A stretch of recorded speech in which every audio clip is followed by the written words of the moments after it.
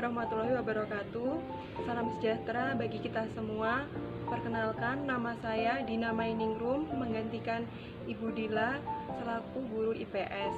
Harapan saya di masa pandemi yang serba keterbatasan ini, semoga anak-anak tetap semangat dalam belajar.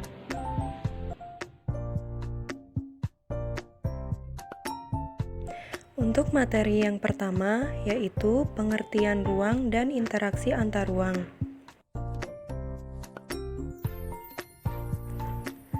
Yang pertama, apa itu ruang? Ruang adalah tempat di permukaan bumi, baik secara keseluruhan maupun hanya sebagian yang digunakan oleh makhluk hidup untuk tinggal. Ruang tidak hanya sebatas udara yang bersentuhan dengan permukaan bumi, tetapi juga lapisan bawah atmosfer terbawah yang mempengaruhi permukaan bumi. Selanjutnya yang kedua yaitu interaksi antar ruang. Yang terlebih dahulu, interaksi merupakan suatu proses yang sifatnya timbal balik dan mempunyai pengaruh terhadap tingkah laku, baik melalui kontak langsung atau tidak langsung. Sedangkan yang dimaksud dengan interaksi antar ruang adalah suatu cara mengelola ruang-ruang berdasarkan potensi, juga permasalahannya dan keterkaitan suatu ruang dengan ruang-ruang di sekitarnya. Yang ketiga yaitu kondisi saling bergantung yang diperlukan untuk terjadinya interaksi keruangan. Saling melengkapi atau complementarity atau regional complementary.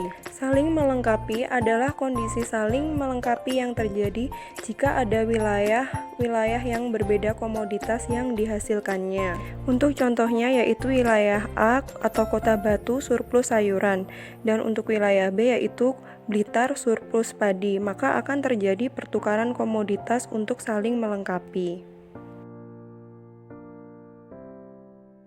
Kemudian yang B yaitu kesempatan antara.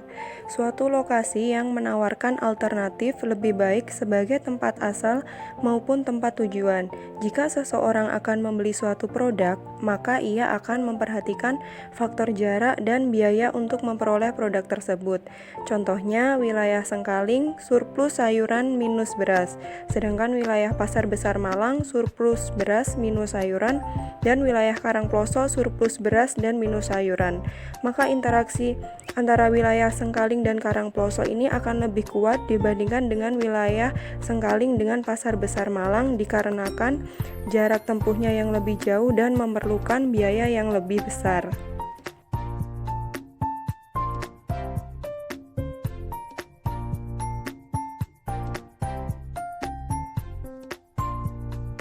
Yang C yaitu kemudahan transfer. Pengangkutan barang atau juga orang memerlukan biaya. Biasanya biaya yang dicari adalah biaya yang lebih rendah. Sebagai contoh, jika jalan dari desa ke kota rusak, maka mereka sulit mendapatkan harga yang murah karena jalannya mengalami kerusakan. Tetapi jika jalannya mudah dilalui, maka barang-barang yang ada di daerah tersebut biasanya akan lebih murah. Berikutnya yang keempat yaitu bentuk interaksi antar ruang. Salah satunya yaitu mobilitas penduduk, merupakan interaksi dalam bentuk pergerakan manusia. Contohnya imigrasi, transmigrasi, dan urbanisasi. Kemudian komunikasi, merupakan interaksi melalui perpindahan gagasan atau informasi. Contohnya membaca berita, internet, tayangan televisi, dan lain-lain.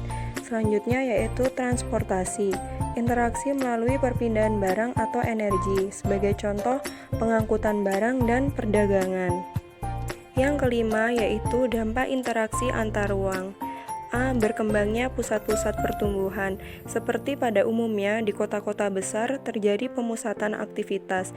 Ini terjadi karena banyaknya pergerakan orang, barang, dan jasa di wilayah kota tersebut.